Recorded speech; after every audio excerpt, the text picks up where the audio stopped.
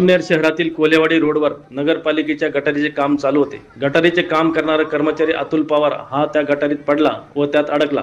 त्याला वाचवण्यासाठी रियाज पिंजारी व अजून एक मुस्लिम तरुण त्या गटारीत उतरले व तेही दुर्दैवाने त्यात अडकले.